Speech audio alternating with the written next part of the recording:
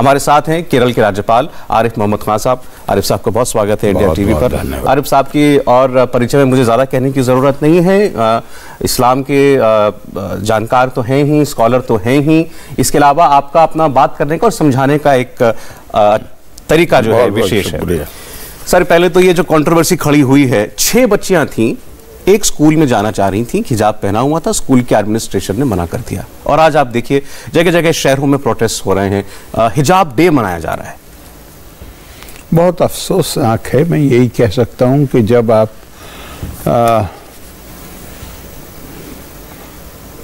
जब भी आप धार्मिक आस्था को लेकर, शिक्षण संस्थाओं को लेकर ऐसे विवाद पैदा करने की कोशिश करेंगे तो वो उसके परिणाम स्वस्थ नहीं हो सकते।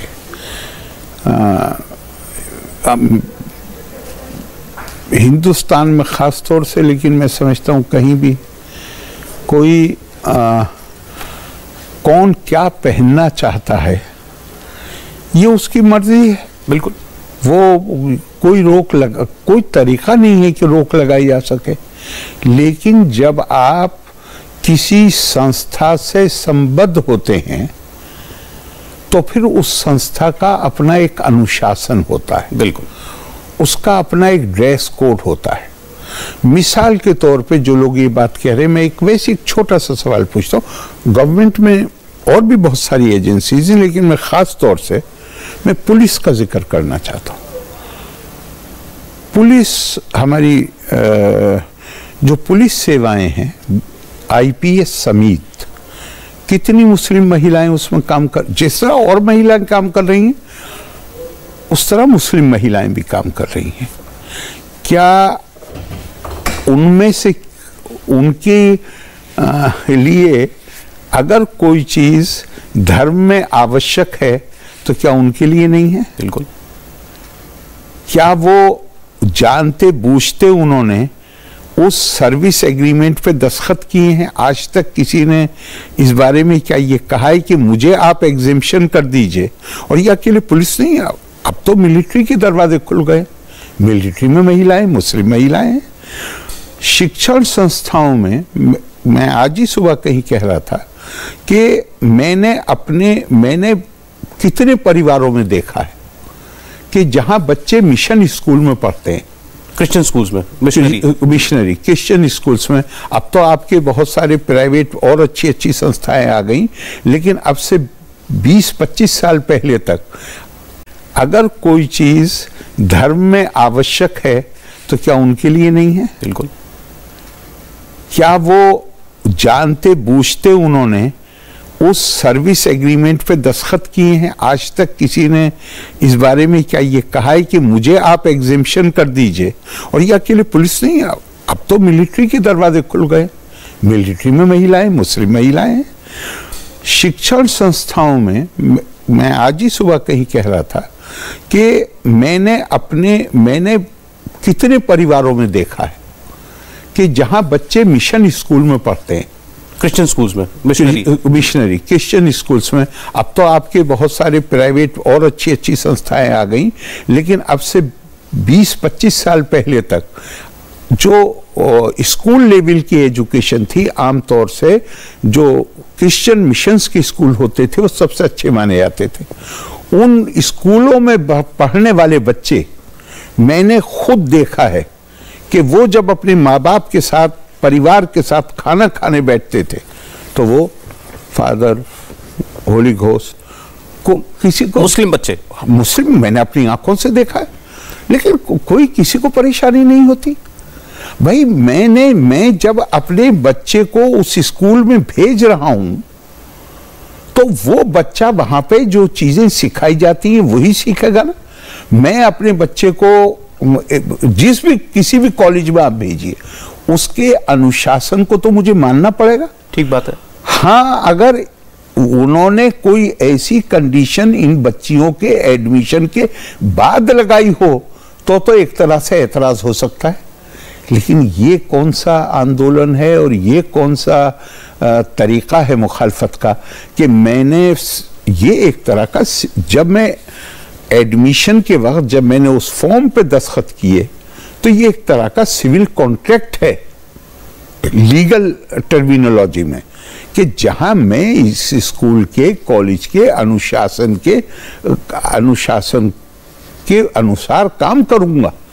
तो कहीं से भी लेकिन अब है इस वक्त एक माहौल है जहां कोई मौका मिलना चाहिए कि जिससे हम सरकार के लिए परेशानियां पैदा कर सकें, जिससे हम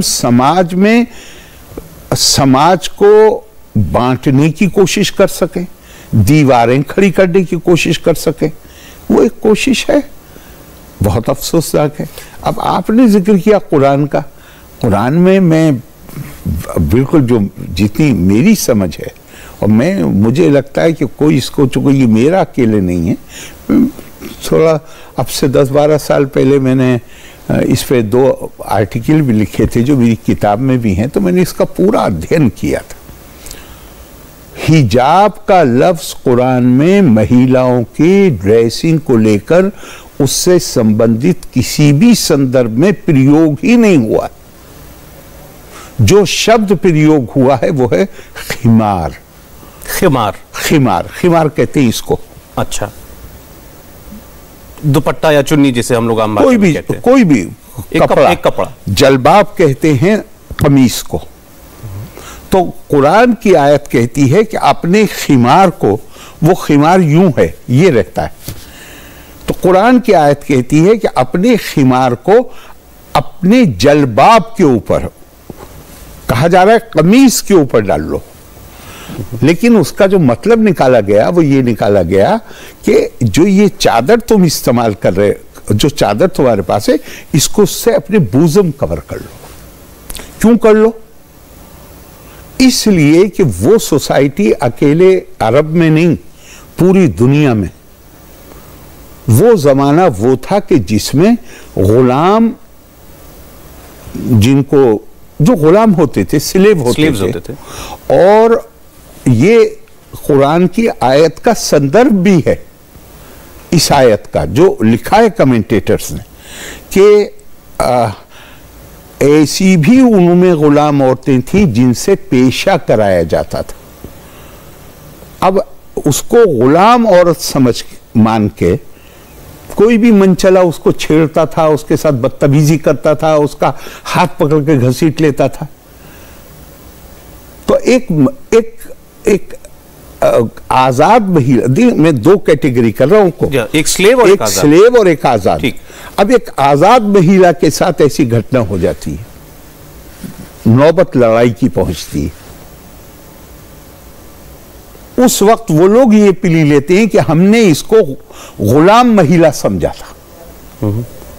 तो तब आया कि खिमार को अपने बूज़म पे डाल लो ताकि तुम पहचानी जा सको। अच्छा, आप में और उनमें फर्क क्या? तुम आजाद हो, गुलाम नहीं हो, ये फर्क आ सके, और ताकि कोई तुम्हें मोलेस्ट करने की कोशिश ना करे।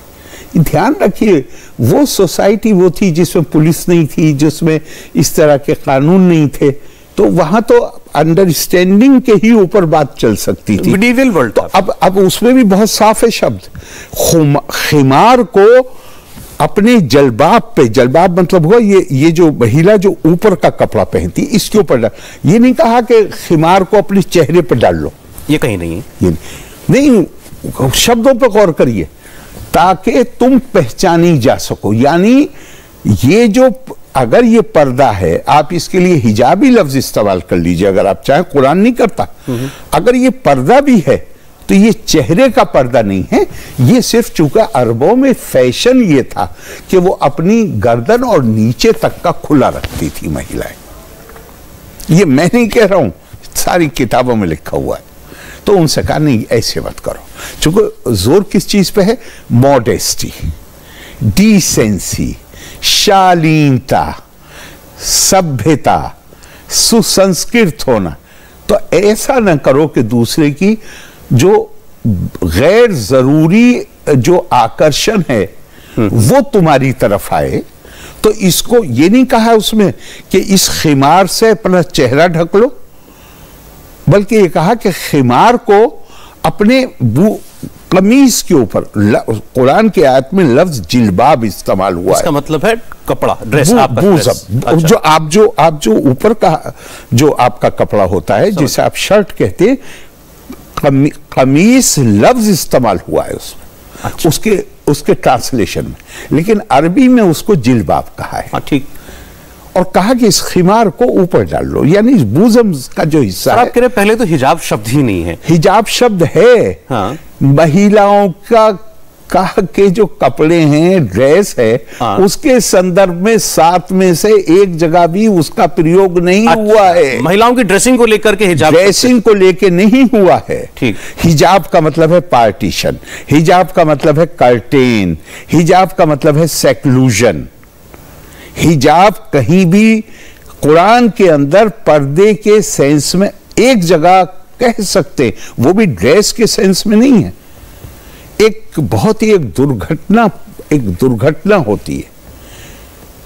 खुद जो प्रॉफिट साहब हैं, उनके परिवार को लेके एक इल्जाम लगाया जाता है।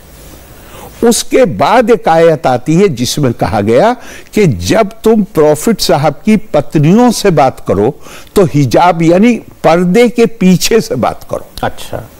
ये ड्रेस से मुताल्लिक नहीं है वो आयत, बल्कि ये है कि जैसे मानिए हमारे यहाँ भी होता था ये काफी पहले तक कि महिला दरवाजे के जो किवाड़ होते थे उसके पीछे खड़ी होकर बाहर का आदमी को आड़ में खड़ी हो जाती थी। आड़ में खड़ी हो जाती थी। उस जमाने में अरब की उस सोसाइटी में किवाड़ नहीं थे, ये बात लिखी हुई है। तो वो कपड़े का कर्टेन लगाते थे। कपड़े का जो पर्दा होता है जो आज हम इस्तेमाल करते हैं दरवाजे पर किवाड़ के पीछे, वो सिर्फ वो था। लेकिन वो कपड़ा अपने चेहरे पर ढांकना है, ऐसा कुछ नहीं है। ड्रेस के सेंस, ड्रेस के संदर्भ में तो वो शब्द प्रयोग ही नहीं हुआ है। अगर कोई साहब बता दें कि ये कहीं ड्रेस के सेंस में प्रयोग हुआ है तो मैं उनका धन्यवाद अदा करूंगा और मेरे लिए वो एजुकेशन। सर, कर्नाटक की तो हाईकोर्ट में कोर्ट किया जा रहा है कुरान को ये बताते हुए कि देखिए यहां पर हिजाब मैंडेटरी है हमारे लिए। हिजाब ये लोग कह रहे हैं ना, कुरान में हिजाब का लफ्ज कर्टेन के लिए आया है और महिला को क्या कपड़े पहनने हैं उस संदर्भ में हिजाब शब्द का प्रयोग ही नहीं हुआ है कहीं भी। अब लेकिन वकील तो जो भी जी मतलब वो अपनी मर्जी से भी, हमने देखा नहीं था। अब आप ध्यान करिए जरा, 1986 से लेके 1986 में 3 तलाक को कहा जा रहा था कि कुरान का कानून है, और वही लोग जो कह रहे थे 2017 में उन्होंने कहा कि हाँ साहब ये कुरान में नहीं है और हम खुद भी इसको हटाना चाहते हैं। सुप्रीम कोर्ट इसको ना हटाए, आप ना करें, हम कर लेंगे, आप थोड़े दिन रुक जाइए, उसके बाद ये भी मान लेंगे। इसलिए कि है ही नहीं। जब मुझे कल ये हुआ कि मैंने इस सिलसिले में बात नहीं की है किसी से, लेकिन जब ये हुआ कि बात करनी है तो मैंने एक बार फिर से सारी चीज को पढ़ा। इस शब्द का प्रयोग पर्दे के सेंस में कहीं हुआ ही नहीं है। अब सेक्लूजन, मैं ये बात मैं बहुत जोर से कहना चाहता हूं आपसे कि अगर आप इस्लामी कानून को आड़ बनाकर और ये सब बातें कर रहे हैं तो फिर पूरे कानून पर अमल करिए। हम थोड़ी देर के लिए आपका ही आर्गुमेंट मान लेते हैं, जैसे भी आपने कहा कि हाई कोर्ट में ऐसा कहा गया, हम वही मान लेते हैं, तो फिर पूरे कानून पर अमल करिए। हर चीज को मानिए। फिर तो हर चीज को मानेंगे तो वो कुरान में नहीं है, लेकिन जिसे ये शरीयत कहते हैं, मुस्लिम लॉ कहते हैं, उसमें ऐसी आपको बहुत सी चीजें मिल जाएंगी, कुरान में कहीं नहीं मिलेगी। तो वो तो ये भी इजाजत नहीं देता वो कानून, चूंकि उस कानून का कुरान से बहुत मतलब नहीं है। जबरदस्ती कहते हैं कि ये कुरान, ये इस्लामी कानून है। ये 10वीं सदी के 11वीं सदी के जो जूरिस्ट थे, उन्होंने अपनी समझ के मुताबिक, अपने ज़माने की ज़रूरत के मुताबिक उन्होंने कानून लिखे। बात सही है कि उन्होंने लिखे, और वो मुस्लिम जो हुकूमतें थी वो उन्हें लागू भी करती थी। लेकिन जैसे भारत में कोई कानून वो नहीं बनाया जा सकता जो संविधान की किसी धारा के साथ जिसका टकराव होता हो, इसी तरह कोई कानून मुस्लिम कैसे हो सकता है अगर उसका टकराव कुरान के प्रावधानों से हो रहा है? तो सही बात, कुरान में इसका कोई जिक्र नहीं है। और फिर मैं आपको कुरान की एक आयत बताता हूं, इल्ला तनफिरू युअज़िबकुम अज़ाबन अलीमा वयस्तब्दिल कौमन गैरकुम, अगर तुम आगे नहीं बढ़ोगे तो तुम्हें बहुत बहुत गंभीर अजाब में मुब्तला किया जाएगा। और तुम जिस जगह बैठे हुए हो, देखिए आप इस वक्त गौर करिए आयत पे, आप जिस जगह बैठे हुए हैं आपकी जगह किसी और को बिठा दिया जाएगा उस जगह। मैं आपसे कहता हूं, आप मीडिया में हैं, आप जिस तरह से पूरा सिनेरियो दुनिया में बदल रहा है और जिस तरह नई टेक्नोलॉजी आ रही है और नए तरीके इस्तेमाल कर रहे हैं, अगर आप यहां बैठ के इंडिया टीवी में अगर आप उसका संज्ञान नहीं लेंगे और उसके अनुसार अपने आप को नहीं ढालेंगे तो आप मार्केट से बाहर हो जाएंगे, आपकी जगह कोई और आके बैठ जाएगा। दुरुस्त बात। तो वो जो मैंने कहा कि फिर पूरा ये कुरान में है जो आप कह रहे हैं, ये कुरान की आयत है, वयस्तब्दिल कौमन गैरकुम, तुम्हारी जगह किसी और को बिठा दिया जाएगा, आगे बढ़ो, आगे बढ़ो। और एक हदीस आपको बताता हूं, प्रॉफिट ने कहा कि तुम आज जिस जमाने में रह रहे हो, अगर तुमने जो भी तुम्हें बताया जा रहा है कि ये तुम्हें करना है, अगर इसमें तुमने 10% छोड़ दिया तो तुम बर्बाद हो जाओगे। लेकिन बाद के जमाने में अगर सिर्फ 10% पे तुमने काम कर लिया तो तुम कामयाब हो जाओ। क्यों कहा यह बात? कि वक्त के साथ जरूरतें बदलती हैं। अब यह तो नहीं हो सकता कि कॉलेज में पढ़ने वाली चंद लड़कियों के लिए तो इस्लाम जरूरी है, इस्लाम मुस्लिम रहने के लिए जरूरी है कि वो हिजाब करें, और जो सैकड़ों नहीं हजारों की तादाद में, बल्कि शायद उससे भी ज्यादा होगा, जो मुस्लिम महिलाएं पुलिस फोर्स में काम कर रही हैं, इसका मतलब उनका इस्लाम खत्म हो गया? बताइए, सोचिए, गौर कर भाई। ये तो वो चीज है जो आपको इसको तो इतना लचीला बनाना है कि हर कोई उसमें कवर हो सके। अब ये तो नहीं हो सकता कि सिर्फ कॉलेज में पढ़ने वाली वही लड़की कॉलेज से पढ़ने के बाद जब वो मानिए कोई कैरियर अपनाती है तो क्या वो ये कहेगी कि नहीं मैं अब तो आर्मी, एयरफोर्स, नेवी के दरवाजे खुल गए, तो क्या वो ये कहेगी कि मैं तो हिजाब पहन के हवाई जहाज चलाऊंगी? वो बात कीजिए। और ये लोग समझते नहीं। या तो अगर आपको ऐसे ही आप पहली बात ये समझिए, हिंदुस्तान में सुप्रीम कोर्ट ने एक उसूल तय कर दिया है, एसेंशियल एंड इंटीग्रल प्रैक्टिसेस। बिल्कुल, ये देखा जाएगा हर चीज। और इस्लाम ने तो हमारे यहां तो सुप्रीम कोर्ट ने तय किया है। इस्लाम में तो इस्लाम ने खुद ही ऐलान कर दिया कि 5 बेसिक चीजें हैं, 5 के अलावा बेसिक चीज कोई नहीं। उसको एसेंशियल नहीं कह सकते इन 5 के अलावा। इन 5 के अलावा कोई चीज एसेंशियल है ही 5 ही बता दिए सर। नमाज 5 हैं। एक तो ये कि आपका फेथ का प्रोटेस्टेशन, कलमा, कि आप कहते हैं कि भाई मैं ये खुदा को मानता हूं, मैं पैगंबर साहब को मानता हूं। दूसरा नमाज, तीसरा रोजा, चौथा ज़कात। बल्कि मुझे याद दिलाइएगा अगर मैं भूल जाऊं ज़कात के पर मैं एक बात आपको बताना चाहूंगा। हाँ, पांचवा भी जरूरी नहीं है, पांचवा है अगर तुम्हारे पास इतना पैसा है तो हज। ठीक, वो सिर्फ पैसे वालों पे लागू होता है, हर किसी पे लागू नहीं होता। अब मिसाल के तौर पर ज़कात है, मुसलमान, एक आम मुसलमान जो उसको बेचारे को बताया गया है 2.5% अपनी इनकम का, उसको कहा गया कि गरीब को, कमजोर को ये देना चाहिए। कुरान नहीं कहता 2.5%।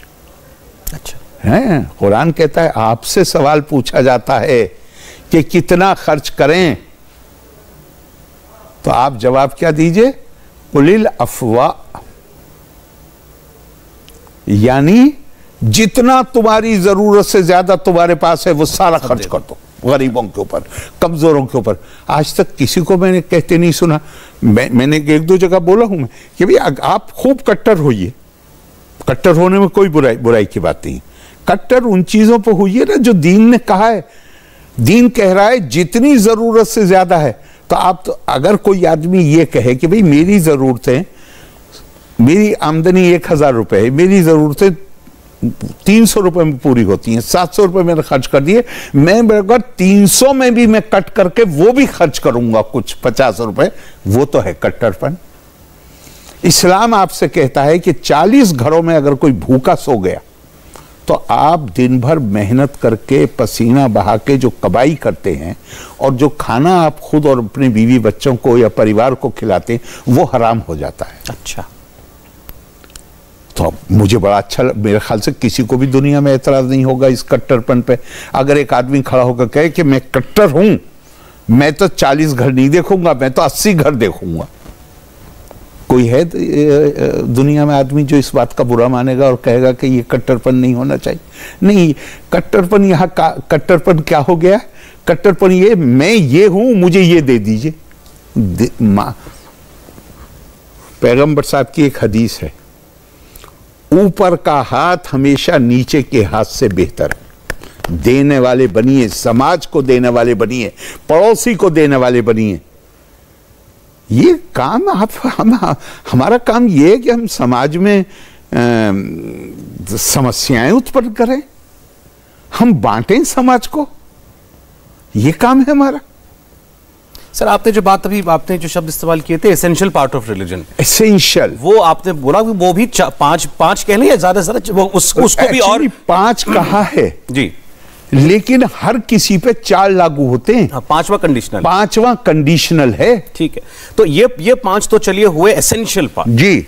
तो फिर अब ये जो लोग साबित करने की कोशिश कर रहे हैं कि हिजाब भी या ढाकना, चादर लेना, ये सब कुछ भी एसेंशियल है, तो वो कोर्ट की रोशनी में कैसे होता है, वो कुरान की रोशनी में? मुझे ये बता दीजिए आप, अगर ये एसेंशियल वो बना देंगे, हाँ जी, तो ये मुसलमान महिलाओं की सेवा कर रहे हैं, तो मुसलमान महिला तो हर जगह से आउट हो जाएगी अगर ये एसेंशियल है। तो जरा मुझे बताइए कि क्या किसानी निकाब, मतलब जो ये हिजाब जो ये कह रहे हैं, वो पहन के किसानी हो सकती है? वो पहन के इंजीनियर काम कर सकता है, कर सकती है? आप तो, आपको मालूम है, मेरा पिछले इस साल का तजर्बा ये है, हमारे यहाँ 15 यूनिवर्सिटी हैं, पिछले 3 महीने में 4 यूनिवर्सिटी का कॉन्वोकेशन हुआ है, और 4 में से जितने जो मेडल अवार्ड्स होते हैं 72% महिलाओं के हैं, और एक यूनिवर्सिटी में तो पुरुष केवल एक था, बाकी सब महिलाएं, जिसमें सब वर्ग, सारे डिनोमिनेशन की महिलाएं। केरला में आप जानते हैं 100% लिटरेसी है, वहां मुस्लिम लड़कियां किसी दूसरे से पीछे नहीं है, तो वो बीटेक भी कर रही हैं, वो MBBS भी कर रही हैं, वो दुनिया का हर कोर्स कर रही हैं। तो अगर आप ये कहेंगे कि हिजाब जो है वो एसेंशियल है, तो आप उनकी सेवा कर रहे हैं, आप तो उन्हें हर जगह से बाहर कर देना चाहते हैं। नहीं, कोशिश तो ये है ना कि सर की हर जगह हिजाब परमिट हो जाए। नहीं, मैं कोशिश ये हो रही है, थोड़ी देर के लिए यही मान लीजिए जो आप कह रहे हैं, हिजाब पहन के वो अपना काम कर सकेंगी, पॉसिबल है।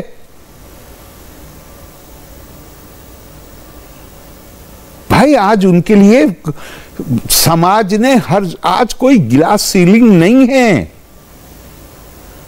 आज उनके लिए सारे दरवाजे खुल गए हैं, वो लड़कों से बेहतर कर रही हैं हर क्षेत्र में। तो मुझे तो ये एडवांटेज है कि मैं तो नॉर्मल ड्रेस पहन के, जिसमें मुझे कोई बाधा उत्पन्न नहीं हो रही, मैं अपना काम अंजाम दूं, और उस बेचारी को मैं कहूं कि तुम अपना सर भी ढांको, अपना चेहरा भी ढांपो, सिर्फ तुम्हारी आंखें खुली रहेंगी, हाथ भी ढांपो, सब कुछ ऊपर से पहनो, और तुम वो काम करो जो काम मैं कर रहा हूं। तो ये महिला के साथ आप महिला की भलाई में कर रहे हैं, या उन महिलाओं को आप जो मुख्य धारा है उससे बिल्कुल अलग कर देना चाहते हैं? अपने आप से सवाल करिए। ठीक बात है। दूसरे से जवाब मत पूछिए, अपने आप से। और फिर मैं, अगर आप ये बात कहते हैं तो मैं अब एक सख्त बात कह रहा हूं। जिस कानून में हिजाब को, अरबों में तो हिजाब था ही नहीं। अरब महिला तो वर्किंग महिला थी, उन्होंने तो ये सीखा। सारी किताबें कहती हैं, आप सबसे क्लासिक किताब इस्लाम के ऊपर स्पिरिट ऑफ इस्लाम है, जस्टिस अमीर अली की लिखी हुई। अमीर अली तो ये कहते हैं कि एक उमवी खलीफा की हरकतों की वजह से जो बाजार तक में पहुंच जाता था खूबसूरत महिलाओं को देखता हुआ, और उनके बाजार से उनको घर तक फॉलो करता था, उसके बाद अरब महिलाएं घरों के अंदर बैठी हैं। वरना वो तो पहली जनरेशन में हुजूर सल्लल्लाहु अलैहि वसल्लम के बाद मदीने के मार्केट की सुपरिंटेंडेंट महिला थी। क्या बात।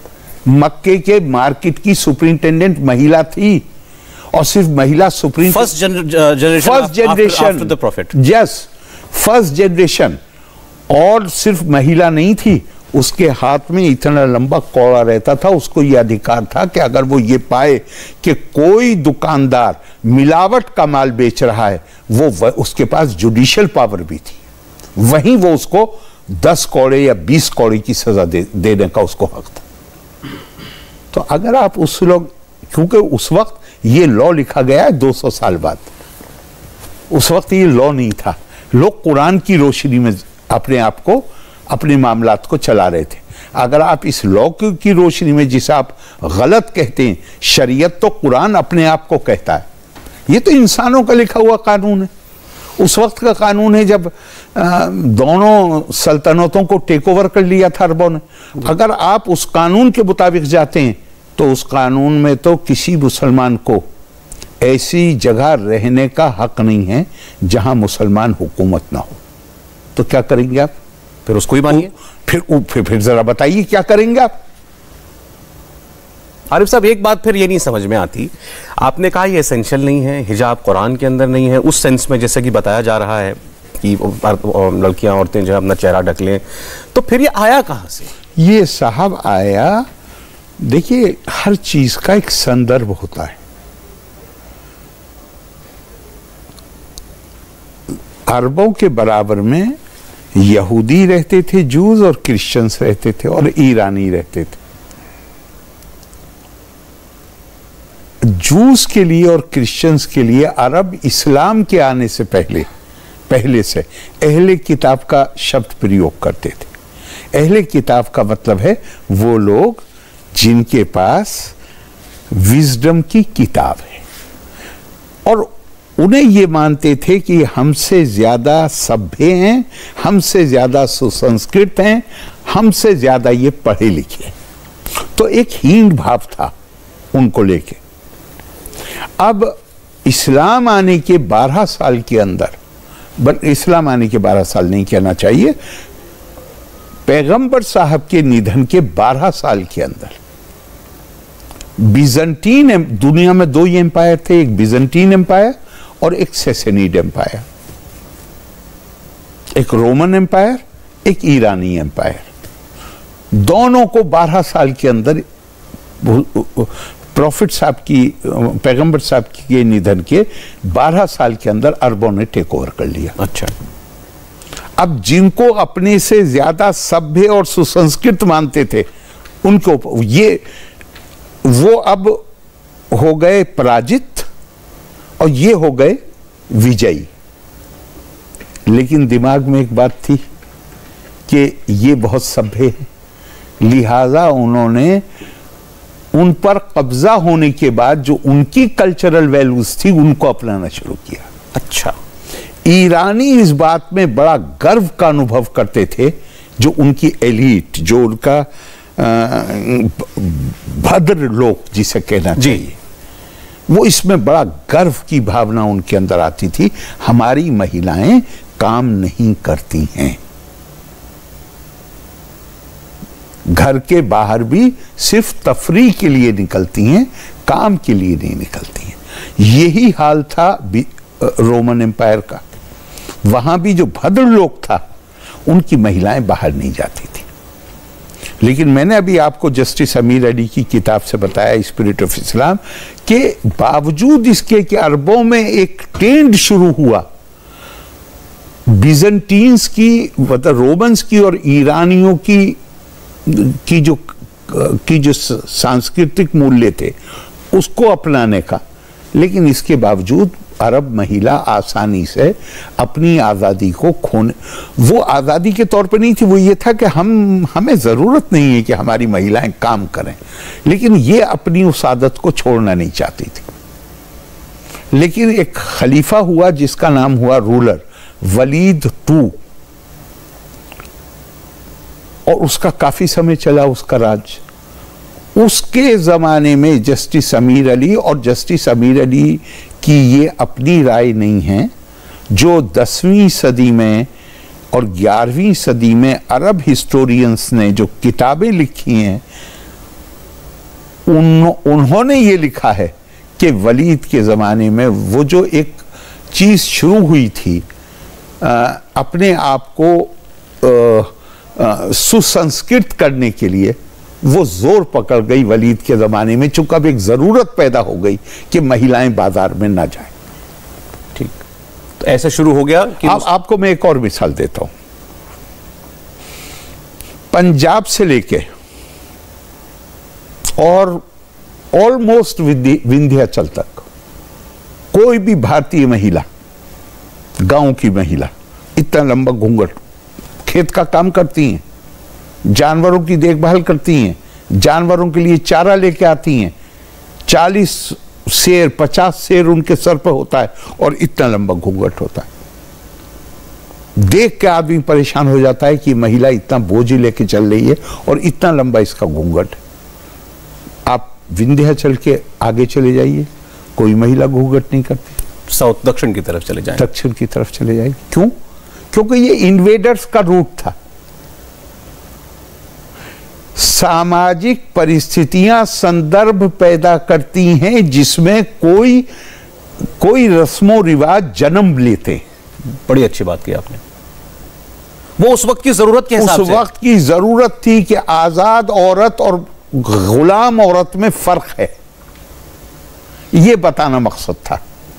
लेकिन अगर आपने दोनों को बुर्का पहना दिया तो दोनों का कोई फर्क रहा ही नहीं। आज तो गुलामी नहीं है ना दुनिया में, तो आज फर्क करने की जरूरत नहीं है। आज तो हर किसी की प्रतिष्ठा जो है, डिग्निटी ऑफ मैनकाइंड, मानव प्रतिष्ठा समान, यूनाइटेड नेशंस का डिक्लेरेशन है। भारत के जो बुनियादी संविधान में जो बुनियादी अधिकार हैं, उनके सबके मूल में मानव की प्रतिष्ठा है। तो जो चीज उस वक्त आई थी जहां आजाद में और गुलाम में फर्क करना था, सिर्फ उसी, वो आज के लिए कैसे वो प्रासंगिक हो गई?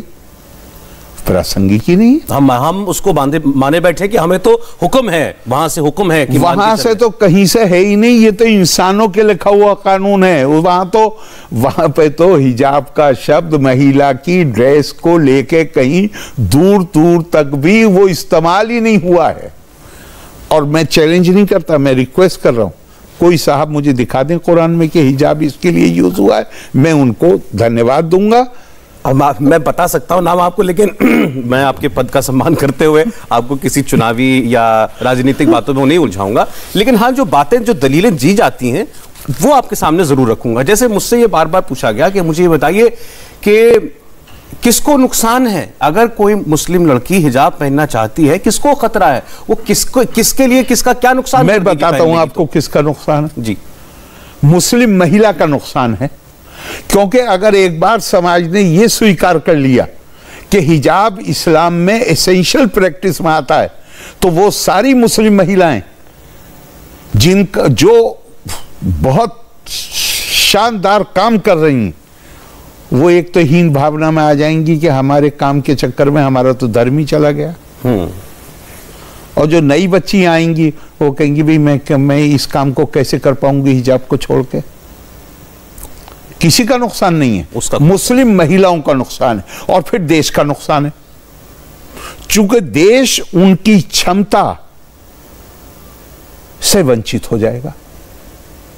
समाज उनकी वो बहुत शानदार काम कर रही है, वो किसी पुरुष से पीछे नहीं है।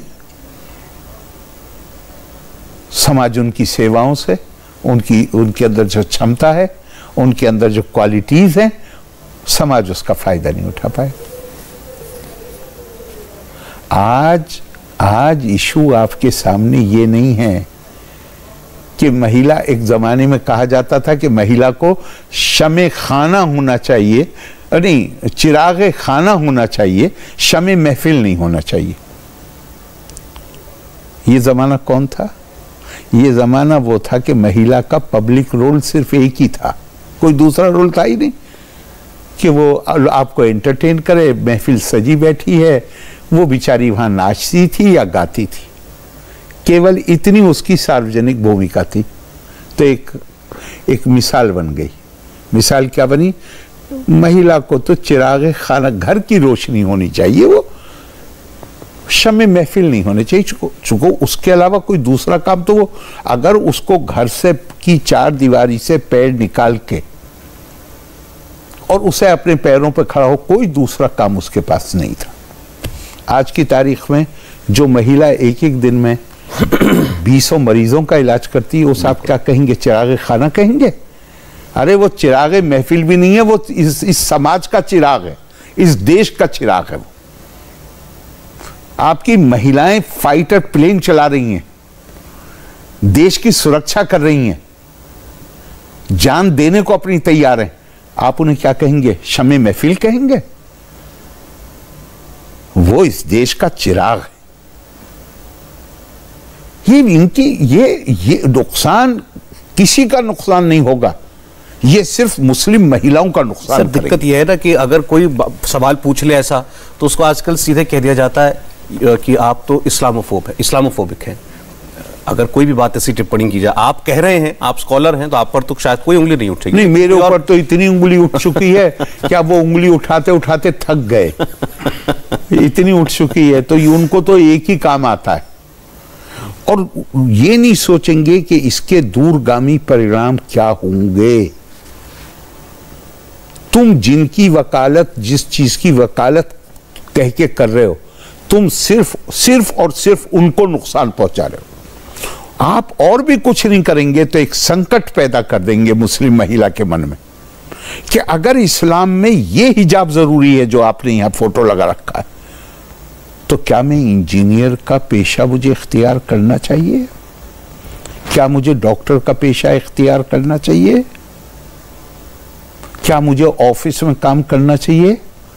क्या मुझे रिसेप्शनिस्ट होना चाहिए? क्या मुझे फौज ज्वाइन करनी चाहिए? आप केवल अगर आप इसमें कामयाब भी नहीं हो, मत मानिए, जाहिर है हर कोई आपकी बात नहीं मानने वाला, लेकिन अगर उस महिला का खुद का अध्ययन नहीं है तो उसके माइंड में कंफ्यूजन तो पैदा हो ही जाएगा। बिल्कुल आएगा, 100% आएगा। उसकी कार्य दक्षता जो है वो उससे प्रभावित होगी। आप किसी का नहीं नुकसान कर रहे, आप मुस्लिम महिलाओं का नुकसान कर रहे हैं और आप इस समाज और देश का नुकसान कर रहे हैं। आरिफ साहब, एक चीज़ मैं आपसे ज़रूर पूछना चाहता हूँ। बहुत से लोग ये उदाहरण देते हैं कि देखें, ईरानियन रेवोल्यूशन से पहले ईरान कैसा था और अफ़गानिस्तान कैसा था, जब शाह का रिजीम था, वहाँ पर बड़ी मॉडर्निटी थी। ऐसे इजिप्ट भी कभी ऐसा हुआ करता था। आज वो धीरे धीरे आप देख रहे हैं वहाँ पर, तो वो जो इस्लामी कानून हैं, जिनको वो मानते हैं कि यही सही हैं, वो बहुत सख्ती के साथ लागू किए जाते हैं। आज हम हिजाब की बात कर रहे हैं, आप मुझसे कई गुना बेहतर जानते हैं, ईरान में तो महिलाएं प्रोटेस्ट करती हैं, तो अगर हिजाब नहीं पहनती तो सजा हो जाती है। प्रोटेस्ट का तरीका बन गया है कि हम हिजाब नहीं पहनेंगे। तो ये, और हमारे यहाँ भी लोग कहते हैं कि पहले इतने बुर्के नहीं दिखाई देते थे, हिजाब बच्चों पे तो बिल्कुल नहीं दिखाई देते थे। तो क्या ये पिछले कुछ दशकों का ट्रेंड है? हमारे, मैं बाहर की बात तो नहीं करूंगा। बाहर अगर एक तरफ आप अफगानिस्तान और ईरान का नाम ले रहे हैं तो दूसरी तरफ सऊदी अरब का नाम भी लीजिए। वो मॉडर्निटी की तरफ जा रहा है। बस ये तो चक्र होते हैं। जब तक पूरी तरह समाज के अंदर एक चेतना नहीं पैदा हो जाती तो ये पेंडुलम चलता है। लेकिन मैं अपने हक आपसे कह सकता हूं कि 1986 से पहले मैं अपने छात्र जीवन का आपको बता सकता हूं। अलीगढ़ में शायद 10 गर्ल स्टूडेंट्स, महिला छात्र भी नहीं होंगी जो, मैं गलत लफ्ज इस्तेमाल कर रहा हूं लेकिन वो चूंकि वही अब हो गया है इस्तेमाल हिजाब, तो मैं भी इस्तेमाल किए लेता हूं, जिनको ये कहा जा सकता था कि ये हिजाब, और लड़के क्या कहते थे, कहते ये बेचारी पता नहीं इनकी कुछ फैमिली बैकग्राउंड, जो हिजाब पहन रही है, जो हिजाब पहन रही है। 10 भी नहीं थी पूरी यूनिवर्सिटी, नॉट इवन 10। और 1986 शाहबानो के बाद स्थिति एकदम परिवर्तित होती चली गई। जब देखिए, अब जो वो लोग जो जिन्हें आप कहेंगे कि ये लिबरल, मतलब जो चीज़ों को एक कट्टरपन की दृष्टि से नहीं बल्कि एक समझने की दृष्टि से देखना चाहते, मुसलमानों में जो ऐसे लोग हैं उनकी समस्या ये थी, ये समस्या रही लगातार कि वो ये जो कट्टरपंथी वर्ग है इनसे लड़ें कि सरकार से लड़ें, इसलिए कि इन वर्गों को सरकार का पूर्ण समर्थन हासिल था, तो वो तो कमजोर खुद ब खुद हो जाएंगे।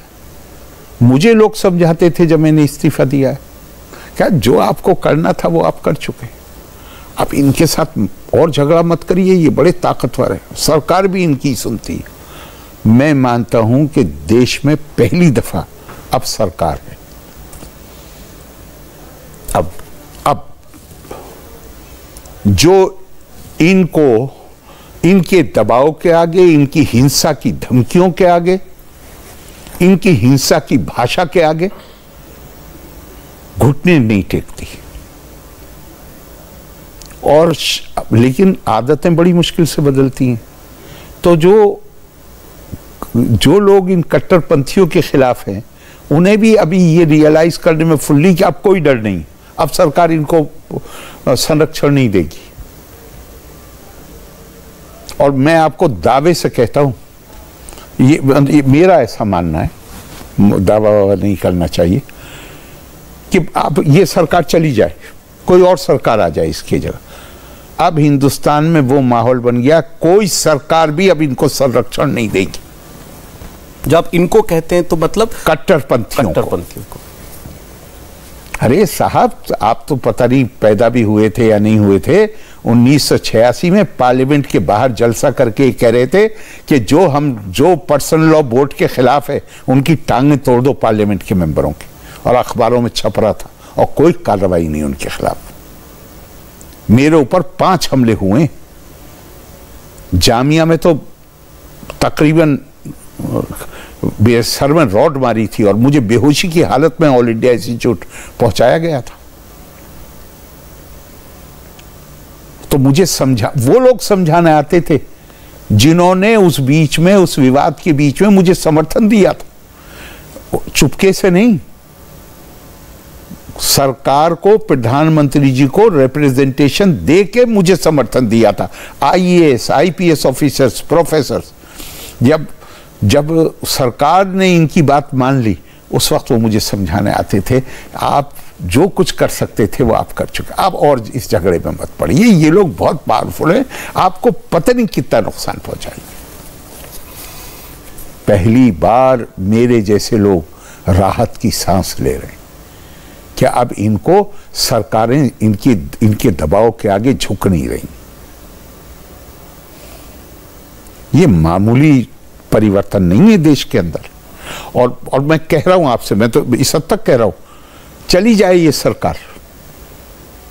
आज देश में इस सरकार के कामों ने जनमानस में ऐसा वातावरण बना दिया है, कोई सरकार आ जाए, अब संरक्षण, इन लोगों के साथ डील करना और इनके धमकियों के आगे झुकना, ये अब किसी के लिए भी संभव नहीं रहेगा आने वाले भारत। लेकिन सर, इस सरकार को कट्टर कहा जाता है, सरकार को फैसिस्ट कहा जाता है। जाहिर कहा जाएगा, चूंकि इतना बड़ा वर्ग है जो सिर्फ इसी नाम पर हर तरह की, उन्हें केवल सुरक्षा नहीं थी, हर तरह की सुविधा थी। अब वो उन सुविधाओं से भी वंचित हो गए। अब वो उस जो धमकियों की भाषा देते थे और मनमाना काम कराते थे, वो भी खत्म हो गया। तो उनको तो शिकायत होनी चाहिए, क्यों नहीं होगी शिकायत? उनको तो होनी चाहिए। अब देश में जो सरकार कर रही है वो इतनी बड़ी बात मैं नहीं मानता हूं। इस सरकार के कामों के चलते जो देश के अंदर मानस बना है, मैं उससे ज्यादा बड़ा मानता हूं। किसी की हिम्मत नहीं है अब कि वो इन धमकी देने वालों के सामने कोई भी सरकार घुटने टेकने की हिम्मत नहीं कर पाएगी। अब चूंकि देश ने उस चीज को अस्वीकार, मत भूलिएगा कि शाहबानो के बाद, शाहबानो जिस वक्त हुआ है, पार्लियामेंट में कानून पास हुआ है, 400 से ज्यादा एमपी थे। बिल्कुल। 86 के बाद कभी शाहबानो करने वाली पार्टी कभी 200 का नंबर टच नहीं कर पाई, और उत्तर प्रदेश में 100 का नंबर टच नहीं कर पाई। और कैसे लोग, वो लोग नहीं जो मौजूदा सरकार है उसके समर्थक हैं, वो लोग जो खिलाफ है, मौजूदा सरकार के खिलाफ थे, हैं। मैं आपको नाम लेके कहता हूं, प्रोफेसर बिपिन चंद्रा लेफ्टिस्ट जी, प्रोफेसर रामचंद्र गुहा जी बीजेपी के खिलाफ हैं। बिल्कुल है। लेकिन आप उनकी किताब पढ़िए, वो कहते हैं शाहबानो वो थ्रेशोल्ड, शाहबानो ने इस देश की राजनीति को बदल दिया, मानस को बदल दिया। वो कट्टरपन वहां से आया समाज के अंदर, वहां से आया नहीं। कट्टरपन समाज के अंदर जो आया वो कट्टरपन था। उस कट्टरपन के खिलाफ जो प्रतिक्रिया आई वो तो बहुत दिनों से चल रहा था। समझौतेवाद, उनकी धमकियों के आगे झुक जाना, उनसे घुटने टेक देना, वो तो बदमाने से चल रहा था। लेकिन जो प्रतिक्रिया आई वो इतनी सशक्त है और इतनी मजबूत है। साहब 86 को आज हो गई कितने साल? 30 साल से ज्यादा हो गए। 35-36 साल। इश्यूज तो 2-4 साल भी नहीं चलते कोई। शाहबानो आज भी चर्चा का विषय है। क्यों है? इसलिए है कि देश में एक मानस बन गया है, और वो मानस ये है कि कट्टरपंथी भाषा, हिंसा की भाषा, धमकी की भाषा, ये अब हमें स्वीकार नहीं। रीजन और लॉजिक की बात होनी चाहिए। सर, बहुत से लोग आज इस लम्हे को, जब हम ये हिजाब की कंट्रोवर्सी पर बात कर रहे हैं, इसको भी आपके समय वाला शाहबानो मूवमेंट के साथ इक्वेट करने की बात कर रहे हैं कि आज जो आपने कहा ना, झुक गए, अगर जैसे उस वक्त सरकार झुक गई थी, अदालत ने एक रेवोल्यूशनरी बात कही थी, मॉडर्न बात कही थी, पार्लियामेंट की को झुका दिया गया था। आज अगर अदालत इसको स्वीकार कर लेती है कि एसेंशियल पार्ट मान लेती है हिजाब को, कि स्कूल में भी हिजाब पहनो, कहीं भी जाओ हिजाब पहनो, हर जगह परमिशन दे दी जाएगी, तो ये वैसा ही लम्हा बन जाएगा। नहीं, परमिशन की जरूरत ही नहीं है। परमिशन की जरूरत क्या है? यहां पे कोई नहीं कह रहा था आपसे कि आप पहनिए या मत पहनिए। आप घर पे पहनिए, आप बाहर पे, जहां आपका जी चाहे पहनिए। लेकिन जब आप किसी संस्था में जाते हैं, चाहे वो शिक्षण संस्था हो, चाहे वो अब जहां आप काम करते हैं वो संस्था हो, वहां पे आप उस संस्था के अनुशासन के अनुसार काम करने के लिए आप अपने आप को पाबंद करते हैं। इतनी ही बात। उसे ज्वाइन करने के बाद किसको अधिकार है कि वो ये कहे कि मुझे इस अनुशासन को तोड़ना है? आपको अधिकार है, आप बस उस कॉलेज में पढ़िए, आप किसी दूसरे पे चले जाइए जो इजाजत देता हो। भाई, इसमें ये कंट्रोवर्सी क्यों? ये कंट्रोवर्सी इसलिए कि जैसे गिद्ध मुर्दा की तलाश में होता है, मुर्दा जानवर की, इसी तरह हमारे यहां भी कुछ लोग हैं जो हर वक्त इस मौके की तलाश में हैं कि किस तरह समाज को बांटा जाए, किस तरह। मैंने आपको बताया कि वो लोग हैं जो इसलिए नहीं कि वो लोगों का प्रतिनिधित्व करते थे, वो वोट लेके आते थे, बल्कि वो इसलिए कि वो धर्म के नाम पे हिंसक भाषा बोल सकते थे, धमकी दे सकते थे। वो तमाम तरह की सुविधाएं प्राप्त कर रहे थे। आज वो सुविधाएं खत्म हो गई। फिर इस सरकार के लिए इमेज क्यों बनी हुई है सर कि ये मुस्लिम विरोधी है? साहब ये तो कुछ देर ये इमेज तो 1946 के अखबार उठाकर पढ़ लीजिए। ये इमेज तो महात्मा गांधी की भी थी, ये इमेज पंडित जवाहरलाल नेहरू की भी थी, ये इमेज मौलाना आजाद की भी थी। आपको मालूम है उर्दू के अखबार क्या लिखते थे मौलाना आजाद के बारे में? 8 साल तक हर उर्दू का अखबार मौलाना आजाद को कांग्रेस, उस जमाने में कांग्रेस अध्यक्ष नहीं कहा जाता था, कांग्रेस राष्ट्रपति कहा जाता था। अच्छा। 8 साल तक, चूंकि मौलाना बहुत लंबे समय तक कांग्रेस के अध्यक्ष रहे, 8 साल तक हर उर्दू का अखबार लिखता था हिंदू कांग्रेस का मुसलमान राष्ट्रपति। इंडिया टीवी हर वक्त हर जगह डाउनलोड करने के लिए सर्च करें India TV news Google play store या ऐप स्टोर पर।